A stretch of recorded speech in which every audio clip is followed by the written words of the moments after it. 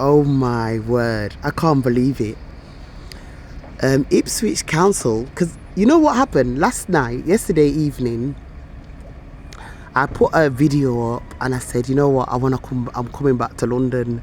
I'm coming back to London. I'm going to try see if somebody can borrow me the money, because it's only about, I think, under £15 to get back to London, Liverpool Street station.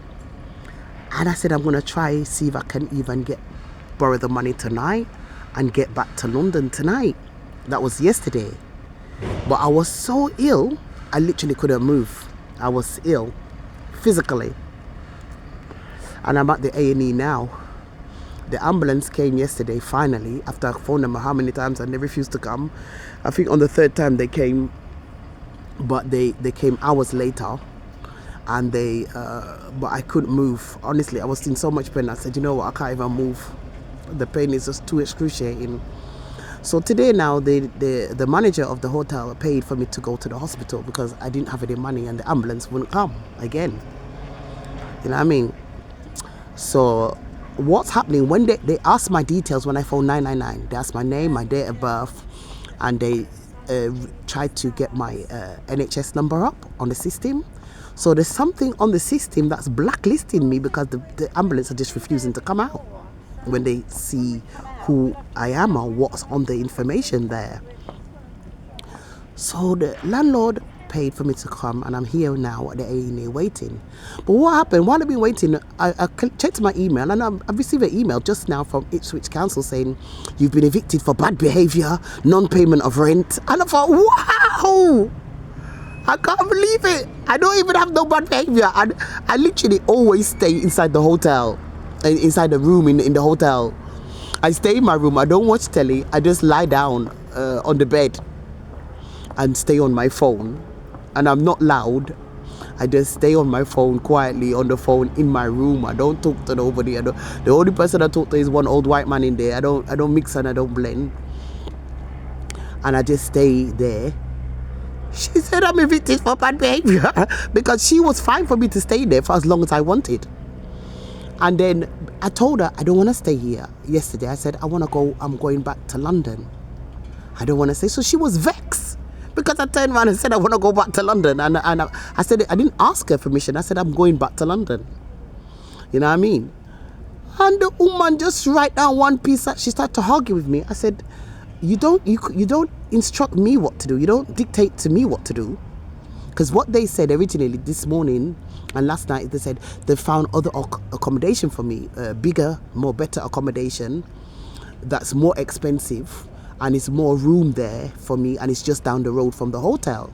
And it's bigger, it's got more accessibility and it's things like that. You get breakfast, you get fridges, cooker, everything there in your room. You got your own bath, everything. But I said, I don't want it. I don't want to stay here in Suffolk. This was never my plan to relocate to Suffolk. My plan was always to relocate to Scotland. But we've planned in a planned way, not just turn up at the doorstep. You know what I mean? With no clothes, no nothing. It was never like this. I never planned to be here in Suffolk. And I told them right from the beginning, you know, I said, I'm not staying here in Suffolk. I'm not living here. And I told the woman right from the day dot, as soon as I got here, I said, I am not living permanently in Suffolk. I am not applying for social housing because I'm not going to live here. Lord God, so they still put me in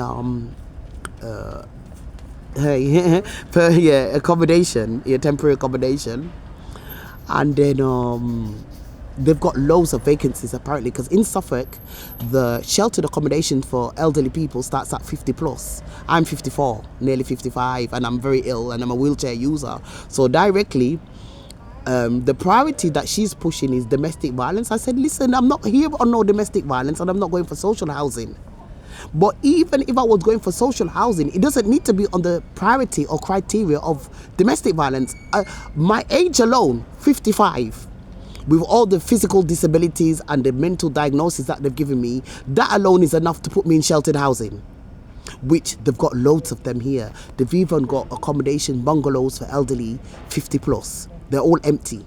and they're wheelchair accessible, and the rent's very cheap. It's like £50. It's like £50 a week. You know what I mean?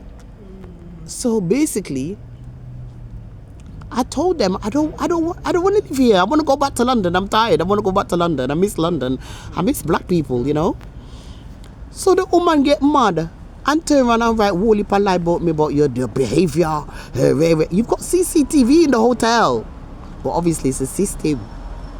It's a system, because if I ask for the CCTV, the council are gonna block it. The police are gonna block it. The social services, the NHS are gonna block it. You know what I mean? So by the time I've tried to, and then to get a solicitor here in the Suffolk, it's like hell. I've already applied to enough solicitors. I've left messages. Not one solicitor get back to me. So I'm stuck. I've not done anything. They said bad behavior. What bad behavior? Say what bad behavior? No bad behavior. What fucking bad behavior? You know what I mean?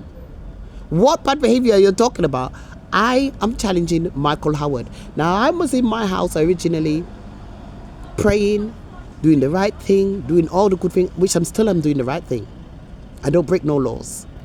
Quietly, humble, minding my own business, very quiet, praying, reading the holy books. So what bad behavior are you talking about? You're talking shit. You just... Michael Howard didn't like it because the system have put too many lies about me and it didn't fit in. So everybody could see that's not her. She's not that type of person that you be writing in the records.